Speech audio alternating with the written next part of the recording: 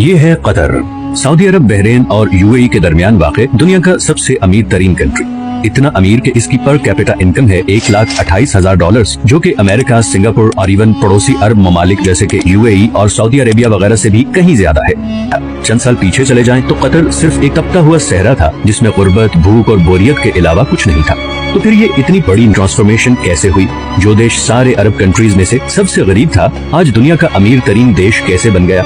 इसके पीछे एक बहुत ही इंटरेस्टिंग कहानी है और ये कहानी बाकी सारे अरब कंट्रीज की कहानी से मुख्तलिफ है। 1940 में कतर में सबसे पहली ऑयल फील्ड डिस्कवर हुई। 1960 तक कतर में तेल की खोज और जमीन से निकालने का काम उरूज पे था और कतर के हालात आहिस्ता आहिस्ता बदलना शुरू हो चुके थे, मगर अभी भी कोई बहुत ज्यादा तब्दीली नहीं आई थी।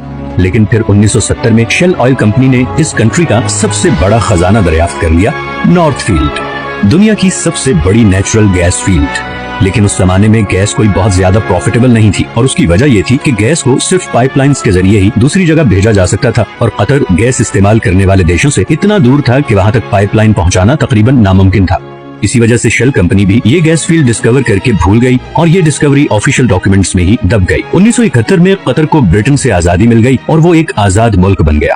आजादी मिलने के बावजूद अगले 25 सालों में भी कतर के हालात कोई खास नहीं बदले और फिर आया 1995 जब क्राउन प्रिंस हम्माद बिन खलीफा अस्सानी ने बगावत करके अपने ही बाप की हुकूमत का तख्ता उलट दिया और कतर का अमीर बन गया। नए अमीर का एक ही फोकस था और वो था गैस। हम्माद बिन खलीफा ये जानता था कि कतर की तकदीर सिर्फ गैस ही बदल सकती है, इसीलिए उसने एक बहुत ही रेयर टेक्नोलॉजी गैस लिक्विफिकेशन में इन्वेस्ट किया। लिक्विफिकेशन एक ऐसी टेक्नोलॉजी है जिसमें गैस को लिक्विड फॉर्म में कन्वर्ट किया जाता है ताकि उसे ऑयल की तरह शिप्स में दूसरे कंट्रीज तक पहुंचाया जा सके। इस सारे प्रोसेस में गैस को 161 डिग्री पे ठंडा रखना पड़ता है। इसी प्रोसेस पे कतर ने सारी इन्वेस्टमेंट कर दी और आज वो LNG का सबसे बड़ा एक्सपोर्टर है। कतर से गैस इंपोर्ट करने वाले कंट्रीज में Japan, India, China, south Korea और स्पेन शामिल हैं। इस तरह बिलियंस ऑफ डॉलर्स कतर में आना शुरू हो गए। लेकिन कतर की तकदीर बदलने की इक्वेशन में ये तो एक सिर्फ छोटा सा हिस्सा था, क्योंकि नेचुरल रिसोर्सेज तो बहुत से कंट्रीज के पास होते हैं, उन्हें एक्सप्लॉइट भी बहुत से कंट्रीज कर लेते हैं, मगर असल मसला आता है उन रिसोर्सेज से आने वाले पैसे को सही इस्तेमाल करने का। वरना वेनेजुएला और अंगोला का अंजाम हमारे सामने है। यही वो जगह है जहाँ कतर बाकी तमाम कंट्रीज पे बाजी ले गया। कतर ने 2005 में कतर इन्वेस्टमेंट अथॉरिटी के नाम से एक कंपनी बनाई जिसका मकसद था तेल और गैस से आने वाले पैसे को पूरी दुनिया में इन्वेस्ट करना।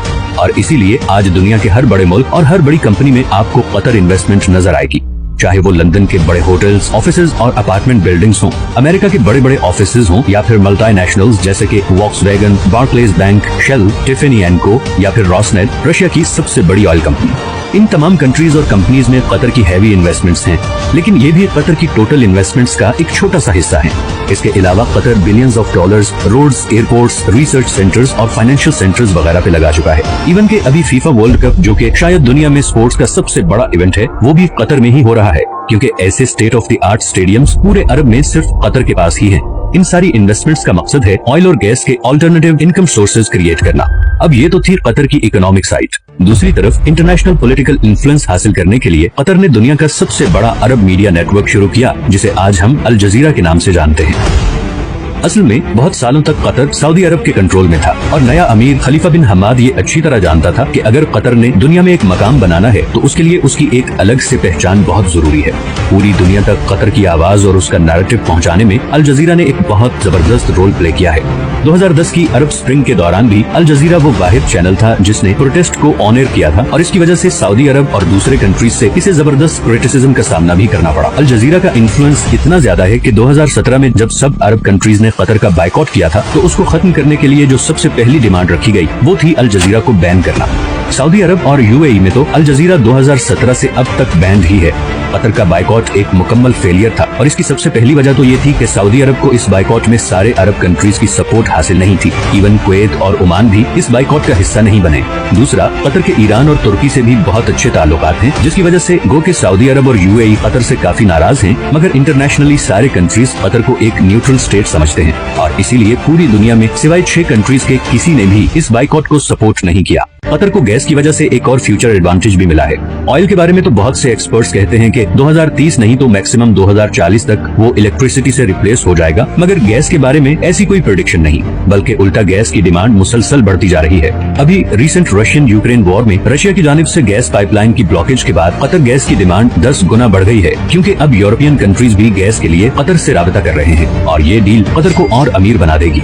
2022 में कतर की एनर्जी एक्सपोर्ट्स पहले ही $100 बिलियन क्रॉस कर चुकी हैं। तो कल को जब बाकी अरब कंट्रीज ऑयल रिप्लेस होने से परेशान होंगे, वहीं कतर को इस चेंज से कोई खास फर्क नहीं पड़ेगा।